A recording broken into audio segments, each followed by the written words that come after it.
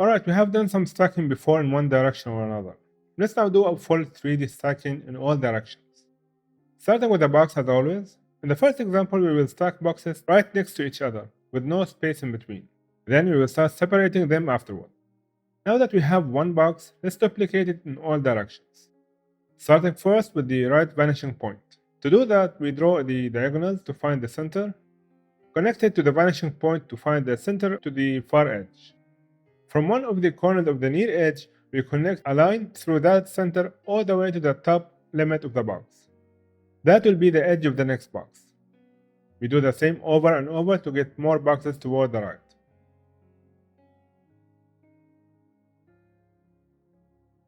All you have to do now is to connect the top edge to the other vanishing point to find the box depth.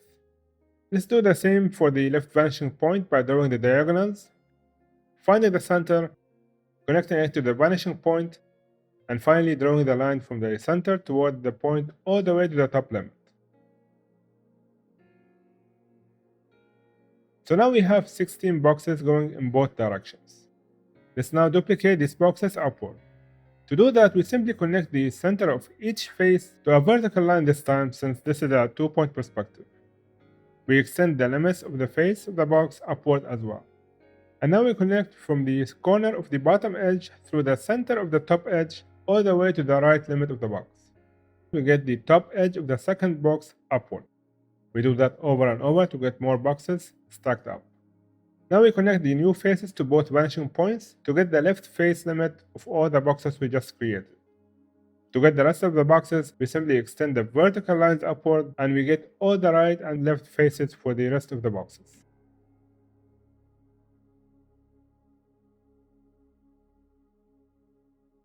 Now to get the top of the last row of boxes, we connect the lines to both vanishing points.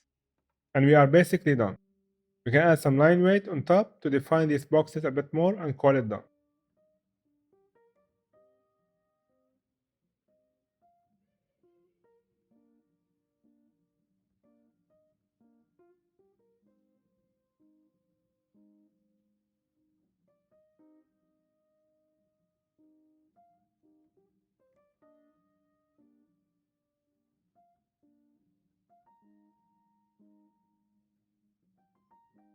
And here it is, 64 boxes stacked neatly on top of each other. There is a different way you can do this by drawing the big box first and then divide the bottom edge into 4 equal parts and the vertical into 4 equal parts and then connect between them like we did before in the previous lesson. So you can try it both ways and see which is better for you. Let's now stack these boxes with a bit of a space in between. We start first with drawing the box and then decide how much of the distance we want in between these boxes. Let's say the blue line is the space in between. Now to duplicate this as we learned before, we take the whole area as one and find the diagonals for it all. Then we connect the line to the vanishing point and then connect the corner to the center of the far edge all the way to the limit of the box. And by that we find the whole area for the next box. To find the edge of the box, we draw a diagonal for the space in between, then connect the corner of the box edge to the center of the space in between all the way to the bottom or top limit. Wherever this line hits is the edge of the new box. We can now replicate this process over to the right to find more boxes with spaces in between.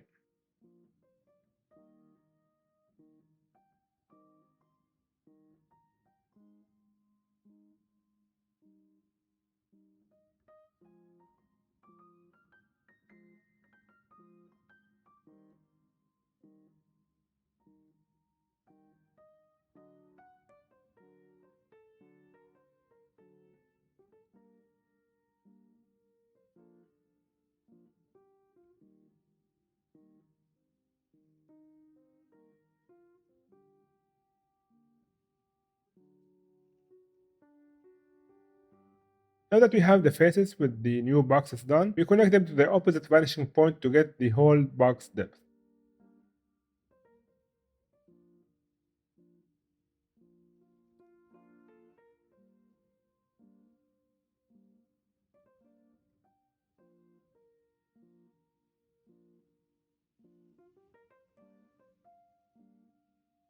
Let's now do the same for the other side using the same process. To get the exact space we have on the right, I draw a horizontal line from the edge of the space to the left interacting with the top limit of the box. Since we have this box in the center of the perspective, the distance will be the same from both sides. If it wasn't, we can then draw a horizontal line to find how much this space ratio is to the box and replicate it to the other side, like we did before. Okay, now that we have the space in between on the left, we move on with the same steps. Find the diagonals of the whole area, connect the corner to the center of the far edge, find the new space limit, draw the diagonals for the space in between, and connect the corner of the box edge to all the way to the top or the bottom limit to find the edge of the new box.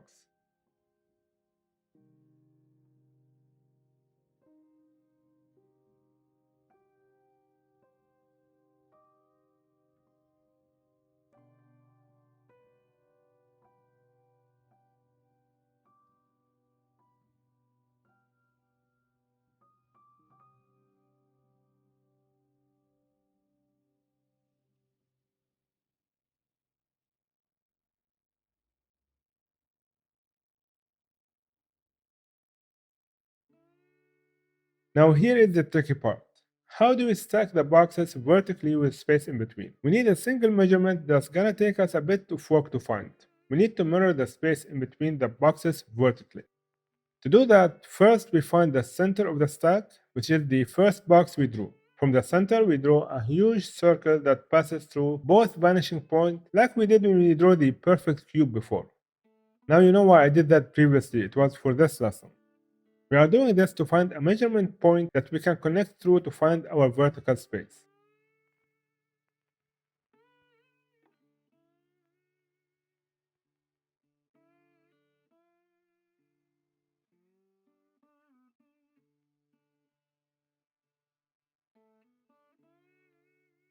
There isn't enough space down there, so let's move the whole perspective up and draw the circle again.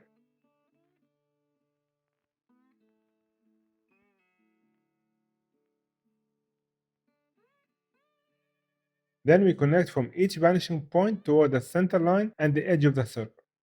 This will be our stationary point.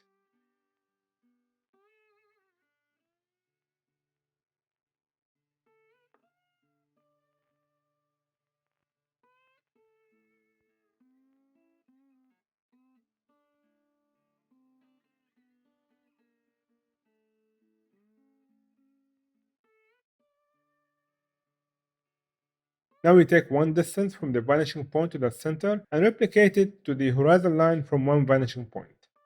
Wherever the distance stops will be our measuring point. Now we can go back to the space in between the boxes. Draw a horizontal line to measure, then connect the measuring point to the end of the space we have all the way to the horizontal line. Now we have the distance between the boxes horizontally.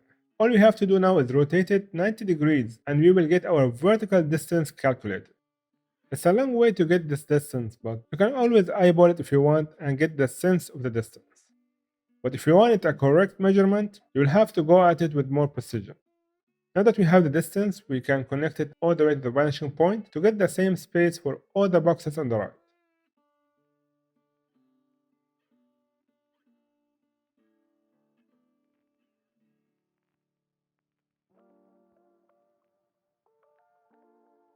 On the top of this new space, we will have the bottom of the boxes.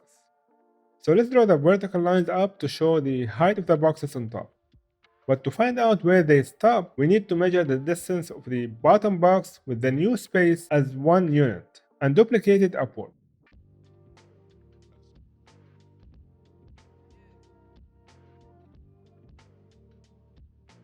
We draw the diagonal lines to find the center of the far edge, and now we connect it to the corner all the way to the box limit.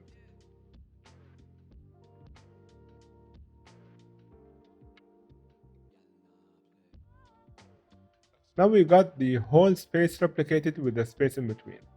To find the edge of the box alone, we need to find the center of the space in between the boxes.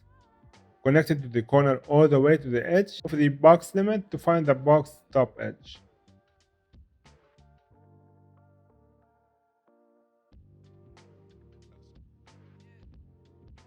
We connect this face to the other vanishing point to get the left side of the box. And then we connect each to the opposite vanishing point to get the top face.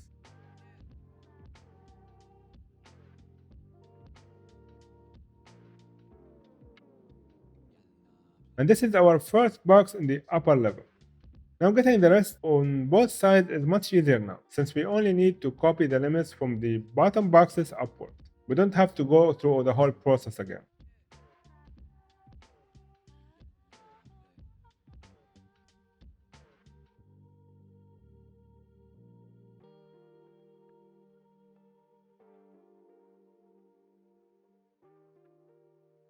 Once we do that, we connect back to the vanishing point to get the other faces.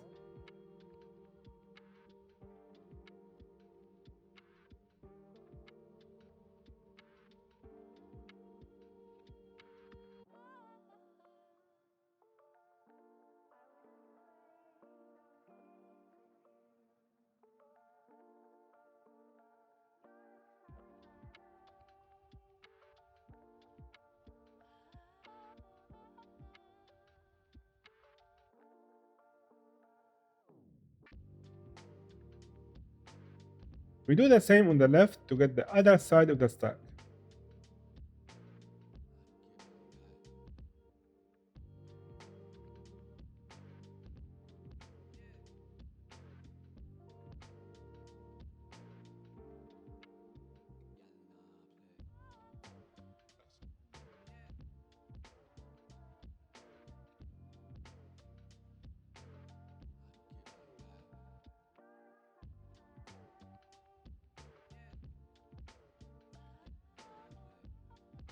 Finally, we outline the bottom row to get the whole thing done.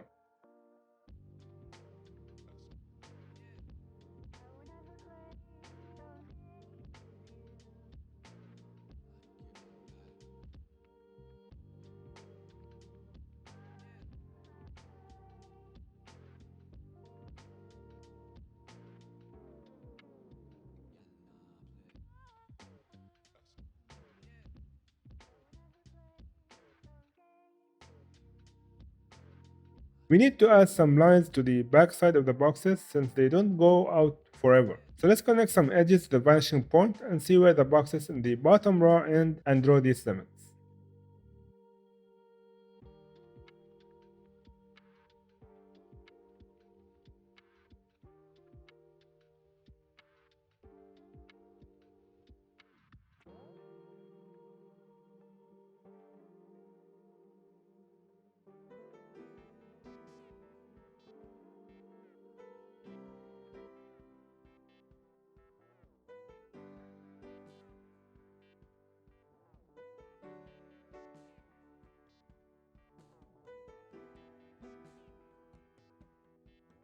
And here it is, two rows of boxes stacked with spaces in between. You can of course go ahead and draw a whole warehouse of these boxes, stacking in different ways and different amounts in each way. It will be a great exercise to do. But for now, let's move on to different ways we can stack these boxes, like stacking different amounts on top of each other or in different sizes. Before I do that, I need to do a little detour and talk about referencing, something I need to use in the next stacking example. That's why I put it in the same lesson, because we need to know about referencing before moving on with the other examples. So what is referencing? Referencing in perspective is using one object to draw another one in perspective with the same dimensions, but in a different location. Let's take this figure for example. To draw another figure with the same size in a different location, we need first to find out the height of the figure. So we draw a line from top to bottom of the figure and connect it to the vanishing point. If you want to replicate this figure back in that direction, any figure with the same size has to be limited by the top and bottom limit of the initial figure. Very straightforward.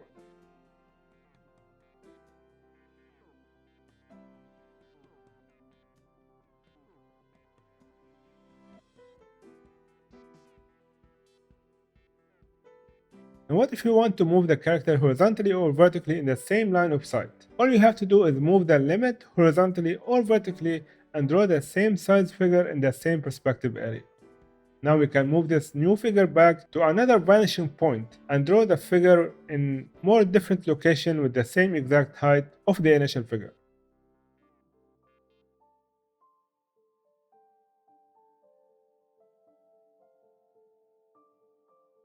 Here is where things get exciting. If I want to draw the same figure but in a different height and in a different location at the same time, I need to find the center of the box first.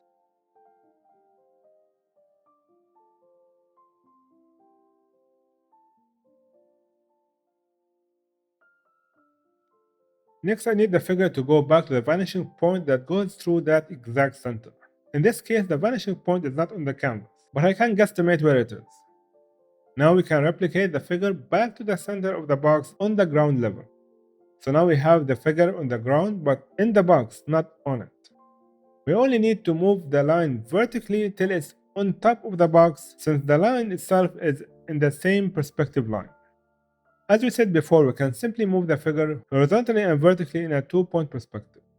So to move it up, we need first to find the center of the top face of the box, so we can place it on it. Next, we pick up the height line of the figure and place it on top of the box. Now we can draw the figure on top and scale it down to its right size. So this is the exact figure, but in that location on that box. Let's do another one. Let's place another box further back and reference the same figure, but from the one on the right. This way we can use the current vanishing point on the left.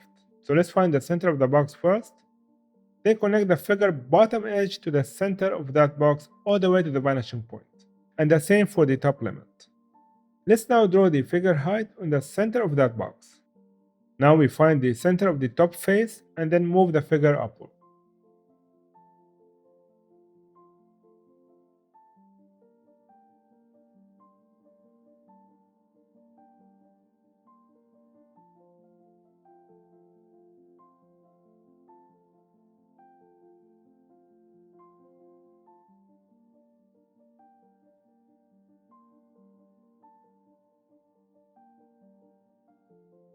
Finally, let's do one more example, but this time not on a box, but in a lower level. So let's first draw another lever on the front that goes down below the ground. All we have to draw is a rectangle, and then instead of the vertical lines going up, they go down.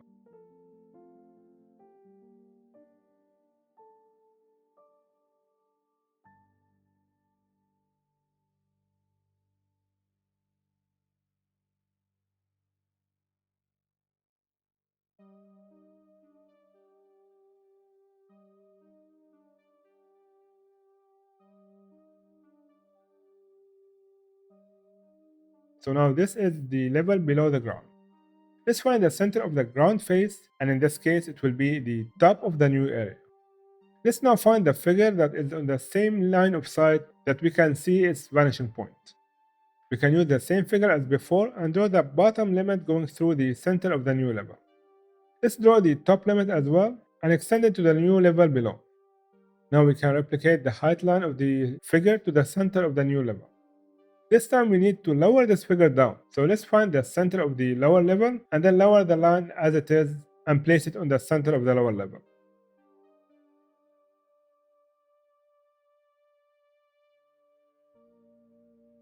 And this is the same figure as the one on the left and the right. It looks shorter, of course, because it's on the lower area than the ground level. And this is a simple introduction to referencing objects or figures in perspective. We will expand more on it on its own lesson later on. We just needed this info for the next example of stacking objects in different positions. Let's start with the base level, drawing stacked boxes all around, 4 by 4 rows. We have done this many times, so let's go over it quickly using the same method as before.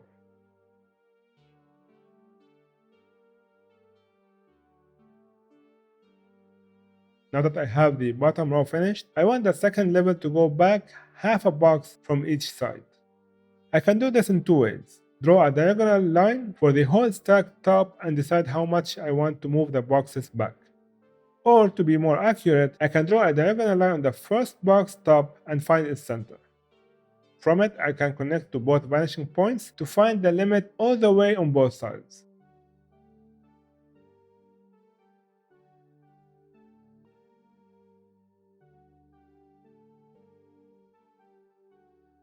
So now we need to use reference, because if I just move the box up and to the back, it won't be the same height, because it's not on the same level.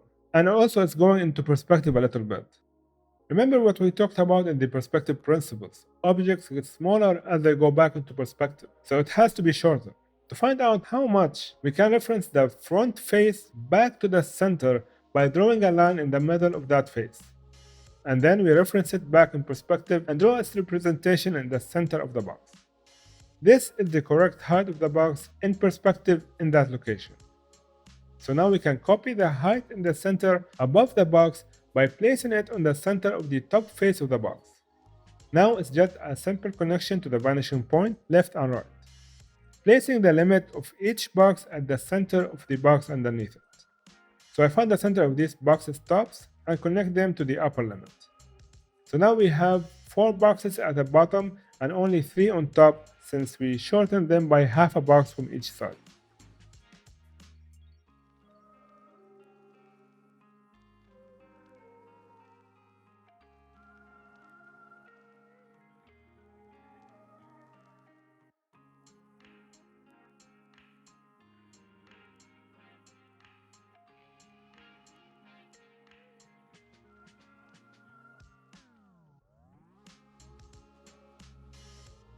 For the last level, I can still go half a box or just a full box with a full box shorter, or we simply get one single box on top.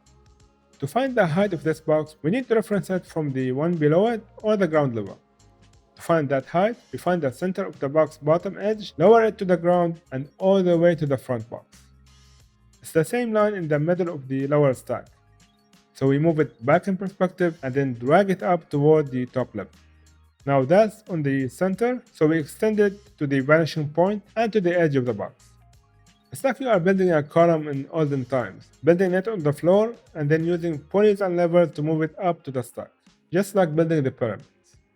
Now that we have the height, we can connect it to the vanishing point and finish up the box.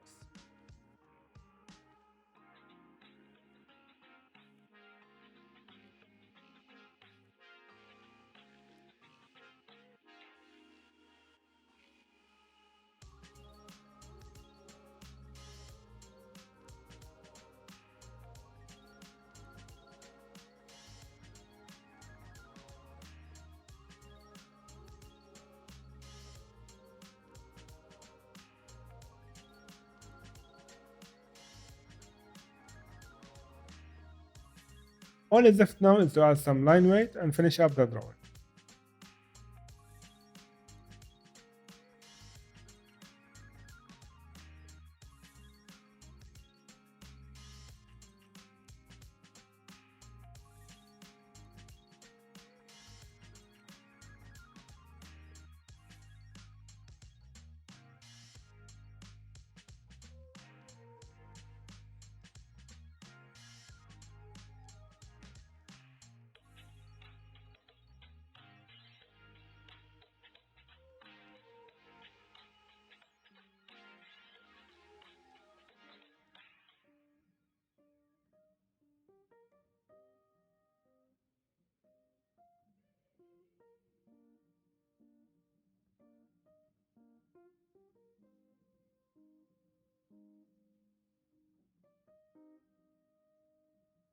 And this is another way to stack boxes with different level sizes. Let's now do some fun exercises that are based on the same principle of stacking. We won't usually use stacking in such an orderly manner every time. So let's try to stack a couple of drawers in different orientations. So first let's draw the box on the floor in a random size. The drawer usually will be longer on one side, not exactly a box.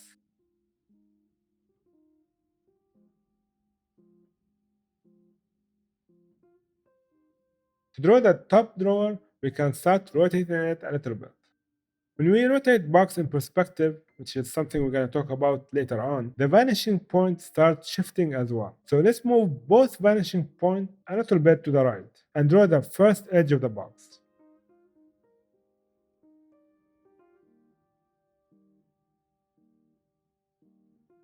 Now we talked about how to move the same edge upward in the previous lesson. We can move the bottom edge a bit and then rise it upward toward the top of the lower box. But here I will just eyeball it because the focus here is how to rotate object in perspective.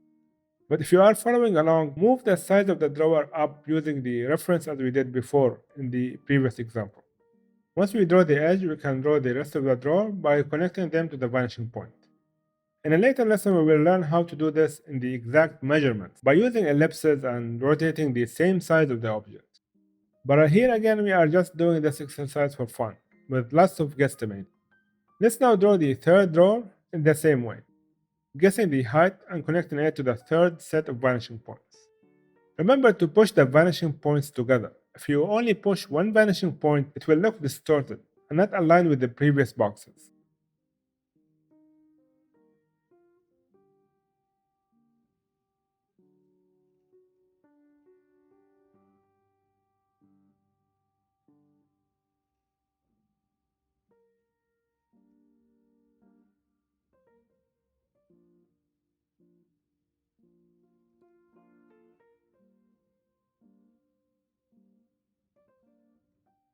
Now we can add the line weight for all of it and maybe have some fun with more details.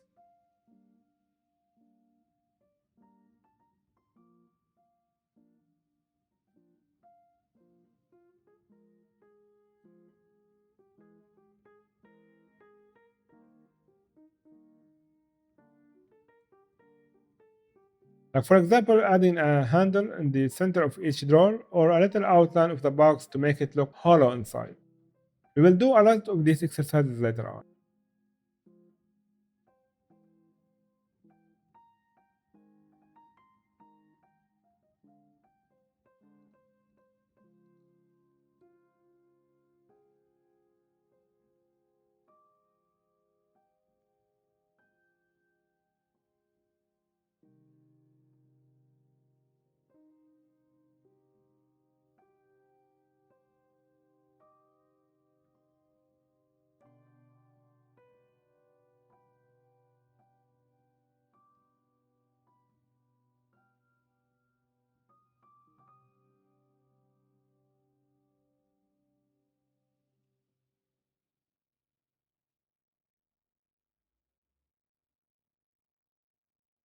I can finally add some values just to make it look better.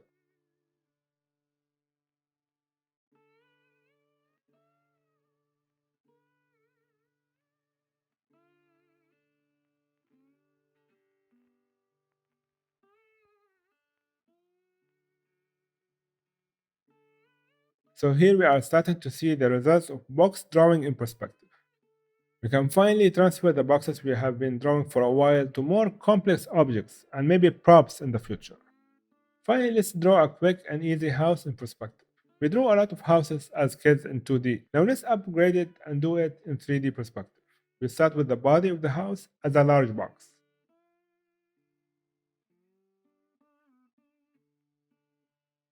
Next, let's add the roof. The roof is basically a pyramid. So we find the center of the box and then we connect it to the edges of the box and the vanishing point to find the center of each edge. From there, we can decide the height of the roof and connect it to the box below in triangles. Usually, the roof isn't on top of the box at the edges, it's a bit offset away from the box. So we can extend the base of the pyramid on all sides using extension lines from the vanishing point and the top of the pyramid, then connecting it on all sides.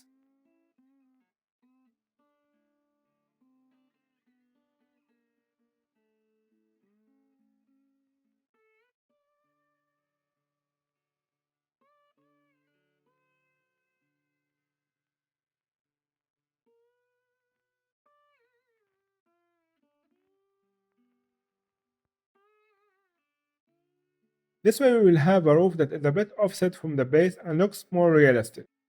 Now we can add thickness to the roof simply by using eyesight, but in a correct way. The lines of the thickness have to move in the same perspective line of the roof. But I'm only showing what we will see from this point of view.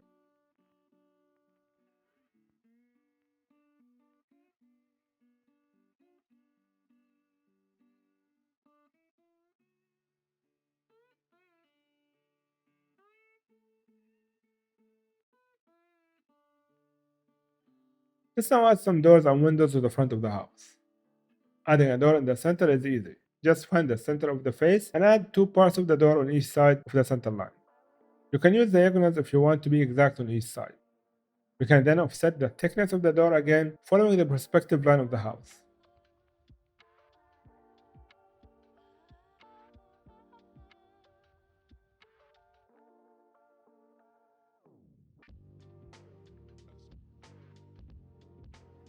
For the windows, we can use the limit of the top of the door for both windows and make it a bit higher from the bottom.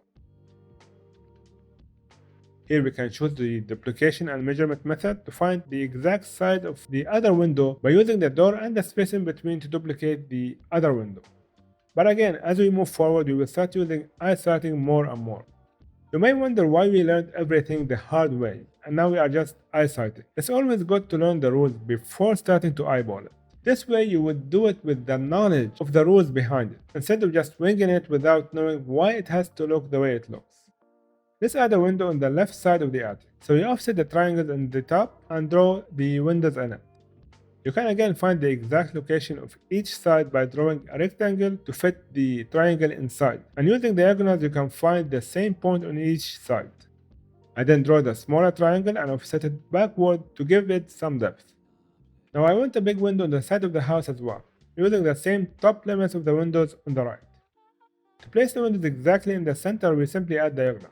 But to make the window half of the size of the wall, we can divide the wall into 4 equal parts using double diagonals and split the box into 4 equal parts, and then place the windows on the center 2 parts, leaving the other 2 parts as free space. To use the limit of the window in the front, we connect them to the vanishing point all the way to the edge of the house and back to the other vanishing point. All you have to do now is to draw the window with the offset frame around. We add now some line weight, and we are pretty much done.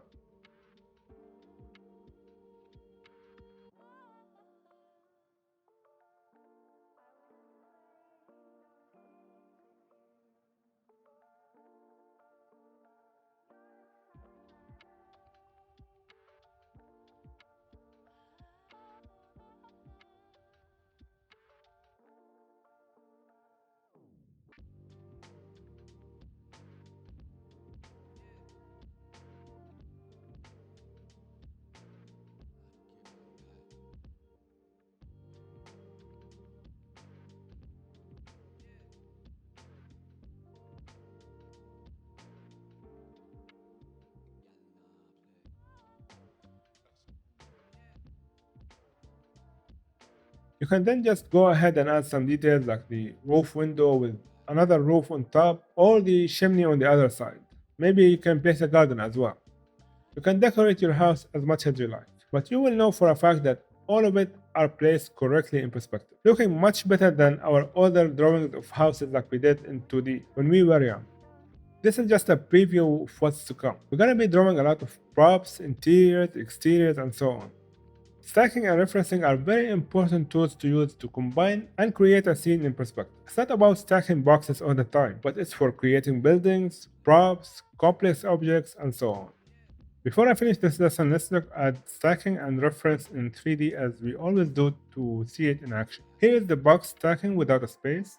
It might help to see it in action to understand how they look like in perspective as they move back in space. And here is the same boxes with a little space in between. You can go with as many boxes as you want, as higher as you want, with different space length in between. As for referencing, here is a scene with different levels and different figures and perspective. And you can see how the size of the figure stays the same on the same ground line, but it changes as it moves back and forward and up and down the scene. Sometimes it helps to visualize these subjects in 3D in order to understand it while drawing it in 2D. And this is about it. Practice this as much as possible and in a correct manner at first. Don't just start eyeballing everything right away. Master the rules with many exercises before being comfortable enough to freestyle it after. Now in the next lesson we're gonna have some fun. No new tools or anything like that, just applying everything we learned so far in a fun exercise. We're gonna draw a bunch of English letters in perspective, using lots of tools and techniques we saw so far. This is a very fun exercise to draw your name in perspective or any text you want. We're gonna draw many letters of the alphabet, and you can draw the rest on your own. Maybe even draw different numbers and different languages. It's gonna be fun. If you like this lesson, feel free to leave a like. If you have any questions, leave them down in the comment section, and I'll do my best to answer them as soon as possible. To stay notified for future lessons, don't forget to subscribe and hit that notification bell. Thank you all for watching, and I will see you in the next lesson.